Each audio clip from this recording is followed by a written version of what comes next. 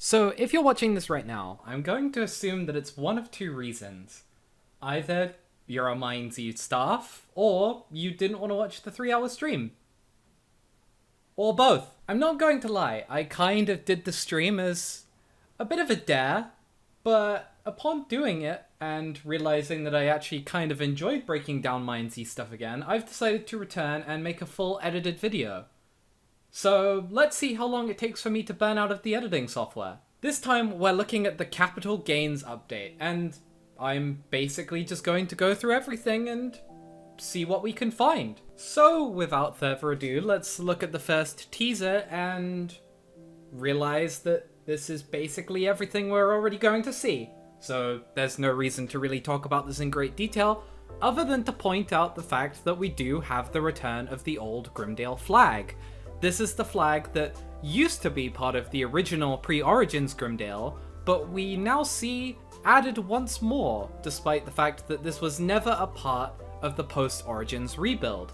Obviously, this is a sign, along with the fact that Paul Source Jr.'s Golden Gables Inn has been rebuilt, that we are, in fact, seeing another Grimdale rebuild. More specifically, we're getting one that is a lot more faithful to the original pre-Origins iteration of Grimdale. Although, it is worth noting that this specific building had a gallows in front of it, which it no longer seems to have, instead opting for a more open area.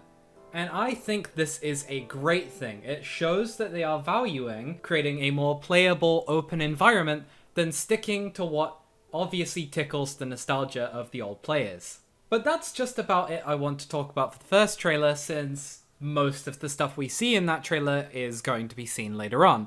So let's move on to the second trailer, where we take a look at what I assume to be the main mechanic of the Capital Gains update. Crafting. Not crafting in the traditional Minecraft sense, but a new crafting and resource gathering method that will possibly serve as a new alternative to gearing. New gearing methods is something that MineZ very much needs, because after 10 years of looting chests over and over, it kind of starts to become rather monotonous. Admins have constantly talked in the past about how they want to explore new and more engaging ways to loot in MineZ, and we could be seeing here the fundamental steps of a new gearing method. What we see here is somebody approach an anvil with a pickaxe, something we haven't seen since the Christmas dungeon, convert either the pickaxe or something we don't see in their inventory into an iron nugget. What's interesting about iron nuggets is that we've seen iron ingots in the game, they drop from the golem, and we've seen iron blocks in the game. They are crafted by drops from the golem. But we have also seen iron nuggets in the game, and they too are part of a crafting system in Ascendia Ruins. You use them to craft the Enchanted Bar, something that is used to repair a legendary item, the Gatestone. So it's possible that this non-enchanted, non-magical version of the Iron Nugget is used in the reforging of legendary items. Of course, this is a wild theory based on past precedent, and MineZ often doesn't follow precedent when they design their games, but it's not very evident what iron nuggets are going to be used for, given we literally see people mining iron and using iron bars in the next video. No immediate cause springs to mind as to why you would even want iron nuggets. I mean, sure, possibly you could use iron nuggets to make chainmail, but why would you want to make chainmail when you can just make iron? I mean, seriously, it's not even a scarcity thing. If you're mining iron, there's probably a ton more iron right there. Why would you make chainmail and just not make iron? The other idea I had, aside from using iron nuggets as legendary repairing items, was unminted currency. After all, this is the MineZ Capital Gains update, and it's possible that these are meant to be some form of new currency. Of course, we don't see any of the details, but come on, the update is called Capital Gains. Are we really supposed to believe that it's just about Grimdale? Anyway, I think that's enough theory crafting for those two trailers. Let's move on to the final trailer. This contains the bulk of the content that we actually see, and actually gives us a lot more to theorize about. Despite how great this trailer actually is, I mean, the editing is really good, it still keeps a lot in the dark, and we can assume that there's probably even content in the update that isn't even remotely shown off in this trailer. So let's just jump right into it and take a look at this first shot. There's not much to see here, it's just Portsmouth, more specifically the rebuild, which is generally heralded as one of the better rebuilds because it's a lot more faithful, and it kind of sets the tone for what we can expect from the other rebuilds. And then we're thrown into the next shot, which actually shows us a lot. We can immediately tell where we are by the colour of the grass. We're in the arid forest biome in which Grimdale and Yopton are a part of. We do, however, see another large castle-looking structure in the background that we can almost definitely tell is not one of the desert ruins. It just simply doesn't have that architecture. Which leads me to believe that this could be a lost castle rebuild.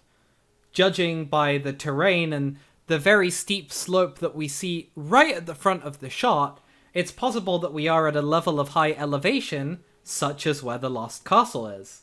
The next two shots we see are very obviously Dry Creek. We can see that they've obviously touched the build-up a bit, adding a few flags here and there, and we can also see what looks to be a kind of Festival of Valar-esque build in the background. We get a better view of this in the second shot, which also reveals some terrain change, which kind of implies that not only the arid forest is getting a rebuild, but perhaps the desert as well, which makes it another unique biome, and by proxy also makes the Basil Desert a unique biome, as uninteresting as that place is. We then get a few more shots of Grimdale, including the front gate, which obviously looks very similar to the post-Origins Grimdale. We've got a unique flag for Grimdale now, which is the first time we've ever had one. And we also have very similar lanterns as seen in the Dry Creek shot, which suggests more of an interconnectivity between the two biomes. We can also see that the tree out front is closer to the gate than in the post-Origins rebuild, which hints that this new Grimdale rebuild is more compact and therefore much more in line with what the community desired for it. The change in scale becomes very clear in the next shot, where we can see that Grimdale, while still huge, has certainly shrunk. We can see that the biome around Grimdale has been rebuilt with a new beach and trees, and we can also see what appears to be the flag on the building in the first teaser, which seems to suggest that the layout of this Grimdale is indeed very similar to the pre-Origins build. You can also notice that they have reused assets such as the giant church, which suggests that they have not wasted any time in trying to make this build any better than it needs to be. This is amazing because it sets us the expectation that the time that the builders have spent on this update has been more than just things that we already have in-game. Overall, I think this shot of Grimdale turning from night to day is probably one of my favourites in the entire trailer, if it weren't for the render distance. The next thing we see are more shots of Grimdale, and something funny I caught is that you can actually see a purpur block in this, which is the chest markers they use. Normally, when they're developing a build, they use purpur blocks to show where they want a chest to be. Obviously, they forgot to remove those, and that's why you can see this ugly block in the trailer. Another thing that I wanted to mention is you can see a large reserve of coal in this build, which I wonder if you're actually going to be able to mine, since one of the builders who worked on this update actually came out and said that locations which had these resources might not in the update. And I'm pretty sure this statement was directed at me. Anyway, we immediately move on to the Pravis rebuild. We can tell that it's Pravis because we can see the sails of the Meridian ship in the distance. I just want to say, this is probably going to be my favourite build of the entire update. As niche as it is, I think shanty towns with a pirate thematic are probably one of my favourite aesthetics in all of fantasy. It's something that, dare I say it, the League of Legends universe does very well, and I'm excited to see how it plays off here. You can clearly see in many of these shots that many of these buildings are just pulled apart shipwrecks. You can see the hull of a massive ship there, with its masts still attached and dangling, so yeah, we can just assume that the entire place looks like this. You'll also notice that there's a good bit of cargo strewn around like redstone lanterns, something that is very reminiscent of Zerbia, another pirate town, and it very much continues to bring the interconnectedness of the MineZ world to life. We then have a few shots of people interacting with anvils in Grimdale, Kamkaj, Kami, Portsmouth, someplace I feel like I know, someplace I feel like I know, and someplace I have no clue about, before finally moving on to people mining resources. You can notice as they mine the ores, they turn into cobblestone, showing that they aren't finite, but they probably respawn. And that we can also assume that these places are going to be everywhere. It's more likely that iron is going to be up north because that's just the progression of MineZ, but we'll have to see. What I find really interesting though is that you can mine iron at the meteor crater, and there is a lot of it. It really sells the idea of this place being a significant iron location, and perhaps the single best hotspot of mineable iron in the game. It would certainly make sense, given how important Meteor Crater is to the MineZ lore, and it would be a really cool way to incentivize people going out to the jungle when it really doesn't have much going for it right now. And it also makes that gigantic location more than just a single military chest. The next shot is so quick it's kinda hard to break down, but you can see a golem wreathed in flames and shooting fireballs up into the sky. The fact that the golem is damaged kind of implies that this could be a phase 2, but I beg to differ. I think that this could be a public server variant of the rampaging golem, much like the Scorched Giant, where there's a risk of encountering people and having to fight them, but you get better loot. That would explain why it has new attacks themed around fire, and why there's multiple people trying to gank it all at once. Or it could just be a rework of the regular golem, because trying to melee a golem without getting hit back is like trying to catch a flying bird with your bare hands. Anyway, I find it kinda funny that they show off the golem when the golem was the first mob to drop iron, which is a crafting ingredient in this update, and Laserville was the place where the settlements update happened, which is where pickaxes first became available. We then get a shot that shows that Caucho moved south, which makes it easier to find for players and also opens the possibility that the area it once was is now open to a new build. The next thing we see is a bit of an enigma. It seems to be the opening of some kind of vault, as signified by the code on the right. Perhaps it's a Crewbearer vault rebuild, but at the same time, I think this could possibly be a new mechanic in a new dungeon. It could maybe be an instance of a sliding square puzzle, one where you have to slide all of the pieces to create an image. Perhaps when you create the image a certain number of times, the vault door will unlock. Or at the very least, those numbers will give you a code that will allow you to then open another door. As for where this could be, I have no idea. We then move on to what very clearly seems to be Arid Temple with a new way of obtaining the shovel at the end of the dungeon, which does imply that this dungeon is getting a rebuild. We do see that in one of the next shots, where you can clearly see the exact same puzzle as what's currently in Arid Temple, but the room looks to be touched up. And there's also another room connected, which I don't recall being there already, so maybe we'll get an extension to the dungeon. Or maybe we'll get an Undermines type deal where we get a harder dungeon within the dungeon. Either that, or it's just a simple extension to the dungeon, which for a tier 1 I don't really see happening. The next shot is very important. It shows us what the interface will look like for a new component bag. You can notice that this is the third tier of bag, so it likely has the most storage, unless there is a tier 4 bag which we have not yet seen. Given the fact that there are 9 different resources in this bag, and yet there isn't just one single straight line of 9 slots, indicates that a tier 4 bag could contain more ingredients. In the first trailer we see someone break down an iron pickaxe into an iron nugget, so it's possible, since we have diamond swords and diamond axes in the game, that you could potentially break down diamond items into a tier 4 resource we don't see in this bag. As for what we do have, we have sticks, which could replace kindling and be used as a lower tier of fuel. We have regular wood, which is probably going to be used for the wooden pickaxes. We have grey dye, which I think is probably going to be a less refined version of cobblestone. We have cobblestone, which is going to be used for the crafting of stone items. We have iron nuggets, which I yield if we're using grey dye as some kind of stone substitute. Then this is probably what will turn into iron ingots. Iron ore, which you, I assume, smelt iron nuggets or iron ingots into. Iron ingots, which are going to probably be used to make iron armor or iron tools. Leather, which is probably going to still be making leather armor, but mainly leather bags and possibly the component bags. And you have coal, which is going to be used as a fuel for everything else. Yes, that does mean that food cooking is now probably going to be using vanilla mechanics, which is arguably worse, but nobody really did that anyway. However, there is one thing about this interface that I have seen very few people talk about, and it's probably the most interesting thing. What is this anvil in the bottom right corner? It could possibly just bring up an interface of the things you can make using these ingredients, or it could show various ways you can upgrade the component bag, which, considering that's here for the tier 3 bag, means there could be a tier 4 bag, like I said.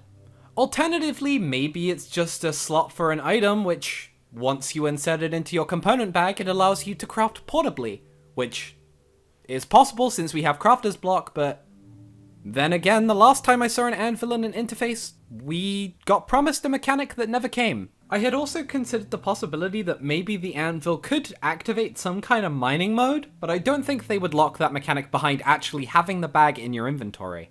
Next we see someone mining at Coalstruck Hills, Cyrus, and Meteor Crater.